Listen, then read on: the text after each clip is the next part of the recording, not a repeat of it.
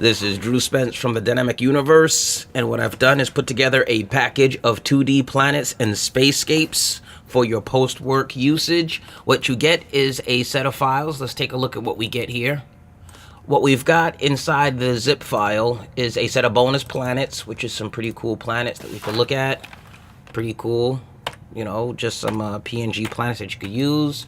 Also, in the larger file, what you get is a set of 8 different multi-piece layers of planets. So what you get is the planet, a nebulae, stars, sometimes a sun, and a few other elements. So you can mix and match them all to create a bigger variety of space sets. So what we could do is we'll open up a Photoshop document.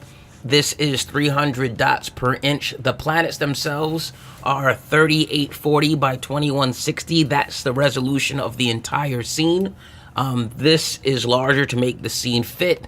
And what we can do is create a spacescape from scratch using all of these pieces.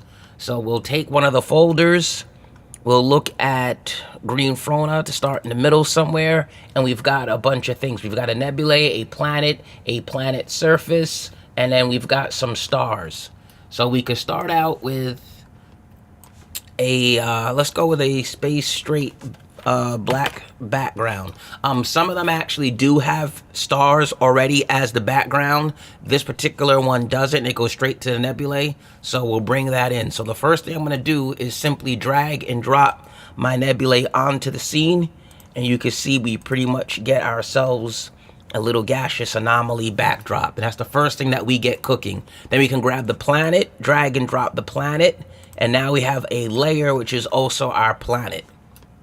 We get a surface planet, which is basically the very, I should say, just about breaking orbit of a planet, which is a cool thing to have. It makes a nice option, but we'll keep the main planet, but we'll take out this one for now and keep us in deep space. So we get some stars, right? We get stars. Obviously, we should have placed the stars first, so I'll just drag that layer behind everything so that the stars are behind everything. I also have another layer of stars, which we can add. If you didn't see that, we'll play around so you see how subtle those are. That's one set of stars.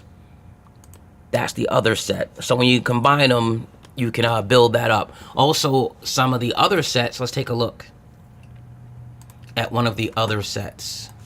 We'll take a look at, let's say, this blue Takurin. Let's take a look at that. That has another nebulae, another planet, another surface, and a sun. So we're going to take some pieces from this one to mix and match. I'll throw another nebulae, but this time I'll put it on top. And I'll slide that to the very top. So that's on top of the planet. So now that goes from being way in the back to something a little bit closer. There's other planets in here. We can grab a sun. We can play around with the sun and throw a sun somewhere in our scene. Now we've got a sun. We've got a little bit of cool things happening.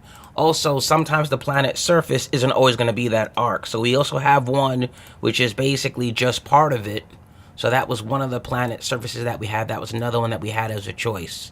So we could play with those too if we want to. What I did was in Daz Studio, I created an actual spaceship that I render. So I'm going to drag that in, and now I've got a spaceship to put into my space scene. And I could do the same thing. Put the, well, you want to put the planet a little bit behind that nebulae. So we're going to grab and throw that. So now the planet is almost, the spaceship is almost breaking the mist. So now we have a pretty cool space scene.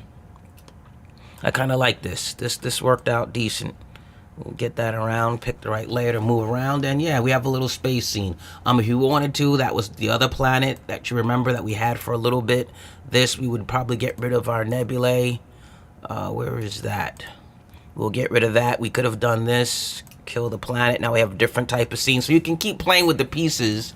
You know, obviously in Photoshop, you can reverse things, move them around, play around, do all sorts of creative ideas, but you get the idea. You get your hands on the file itself by going to my DeviantArt page, which is where I have the file hosted. I'm going to include this link on anywhere that I post this video or mention this, so you'll be able to download it. On the upper right, there's a download button. You click that and it will open up a folder, and that's where you can place the zip file, unzip it, and you get access to these files, and it works pretty much that way.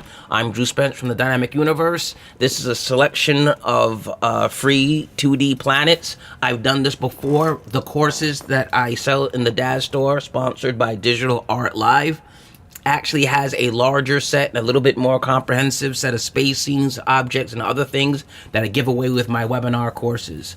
And this is a new set that I generated just for you guys. Thank you so much for supporting. I will see you, Drew Spence, the Dynamic Universe.